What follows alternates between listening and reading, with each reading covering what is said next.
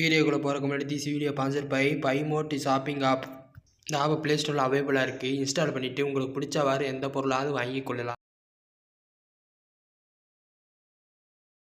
தமிழுக்கும் தமிழ் சொந்தங்களுக்கும் அன்பு வணக்கம்.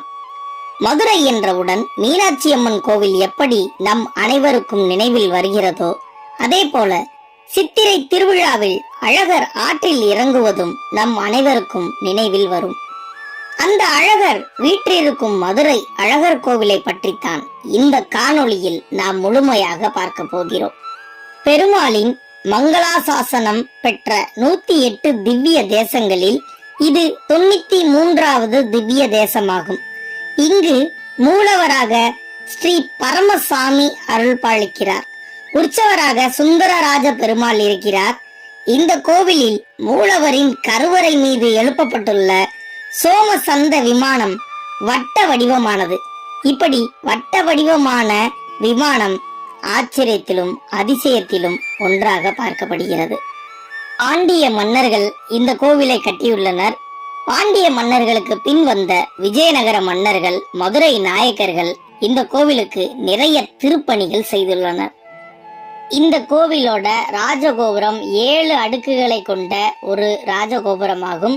இந்த ராஜகோபுரத்துக்கு முன்னாடியே மன்னர் திருமலை நாயக்கரால இந்த கோவிலுக்கு ராஜகோபுரம் எழுப்பப்பட்டது. ஆனா அந்த ராஜகோபுரம் முற்று பெறாத நிலையில் இன்னைக்கும் சிதைவடைந்து காணப்படுது. இதில் சிற்பிகளின் உன்னத ஒளி வேலைப்பாட்டினை இப்போதும் உங்களால பார்க்க முடியும். கோவிலை சுற்றி உள்கோட்டை மற்றும் வெளிக்கோட்டை எனப்படும் இரணியன் கோட்டை, அழகாபுரி கோட்டை அமைந்துள்ளது. இந்த 2 கோட்டைகளும் தான் இந்த கோவிலோட மதில் சுவர்களா இந்த கோவிலை பாதுகாக்குது.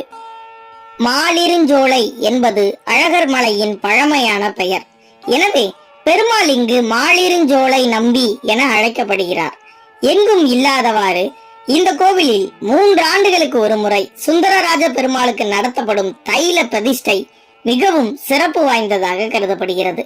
மேலும் தெய்வ பிரதிஷ்டை அணையா விளக்கு இத்தலத்தில் இன்றும் எரிந்து கொண்டே இருக்கிறது. கிபி 6ஆம் நூற்றாண்டில் கட்டப்பட்ட இந்த கோவிலில் மொத்தம் 11 மண்டபங்கள் உள்ளன. தேர் மண்டபம், யானை வாகன மண்டபம், ஆண்டாள் மண்டபம், கொண்டப்ப நாயக்கர் மண்டபம், திருக்கல்யாண மண்டபம், கோடை திருநாள் மண்டபம், பொன்னலத்த பெருமாள் மண்டபம், படியேற்ற மண்டபம், மகா மண்டபம், வசந்த மண்டபம் மற்றும் மாதவி மண்டபம். இங்கிருக்கும் 18ஆம் படி கருப்பண்ணசாமிக்கு ஒரு புராணம் உண்டு. கள்ளழகரின் சக்தியை குறைத்து அவரை தன் இருப்பிடம் கூட்டிச் செல்ல திட்டமிட்டு கருப்பன் தலைமையில் 18 பேர் சென்றுள்ளனர். அப்போது அழகரின் கம்பீரத்தில் மயங்கி 18 படிகளாக அவர்கள் மாறியதாகவும், தலைமை ஏற்ற கருப்பன் மட்டும் இங்கேயே தலைமை காவலராக மாறினார் என்பது இந்த கோவிலின் புராண வரலாறு. இதனால்தான் இன்றும் தலைமை காவலர் 18ஆம் படி கருப்பண்ணசாமியை வணங்கிவிட்டு அழகரை தரிசிக்க செல்ல வேண்டும். இது ஒரு பாரம்பரிய மரபு வழிபாடு.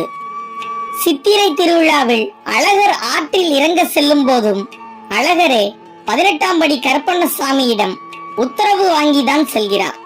அப்படிப்பட்ட 18ஆம் படி கருப்பன் பெருமாளுக்கும் மதுரை மண்ணிற்கும் காவல் தெய்வமாக அன்றும் இன்றும் என்றும் இருந்து வருகிறார்.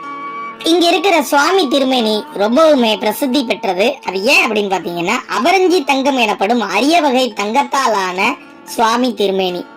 இப்படி சுவாமி திருமேனிகள் இந்தியாவிலேயே 2 இடத்துல மட்டும்தான் இருக்குது.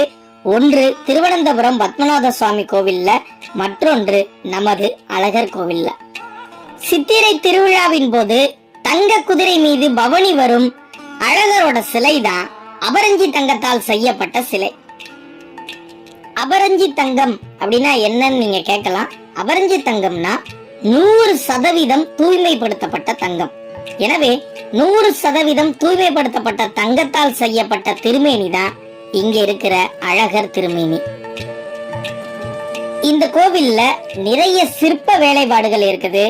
நிறைய தூண்கள்ல இருக்கிற சிற்பங்கள் கண்ணை கவரும் வண்ணம் ரொம்பவே நுணுக்கமா செதுக்கப்பட்டிருக்கு.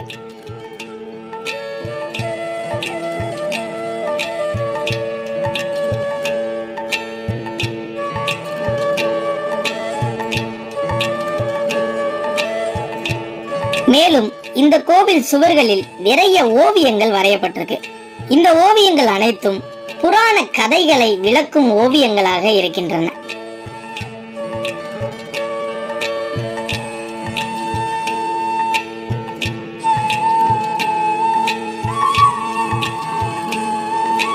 இனி நீங்க மதுரை போனீங்கன்னா மறக்காம அழகர் கோவிலுக்கு போய் தரிசனம் பண்ணுங்க.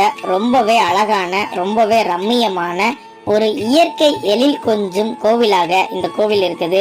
சிறப்பான ஒரு வைணவ தலம். இந்த காணொளி உங்களுக்கு பிடிச்சிருந்தா லைக் பண்ணுங்க. உங்க கருத்துக்களை மறக்காம கமெண்ட் பாக்ஸ்ல கமெண்ட் பண்ணுங்க. உங்க நண்பர்களுக்கு ஷேர் பண்ணுங்க. நீங்க இதுவரை அறியாத ஆலயங்களை சப்ஸ்கிரைப் பண்ணலைன்னா மறக்காம சப்ஸ்கிரைப் பண்ணுங்க. நம்ம வீடியோ உங்களுக்கு தொடர்ச்சியா கிடைக்க பக்கத்துல இருக்கிற பெல் ஐக்கானை கிளிக் பண்ணிக்கோங்க.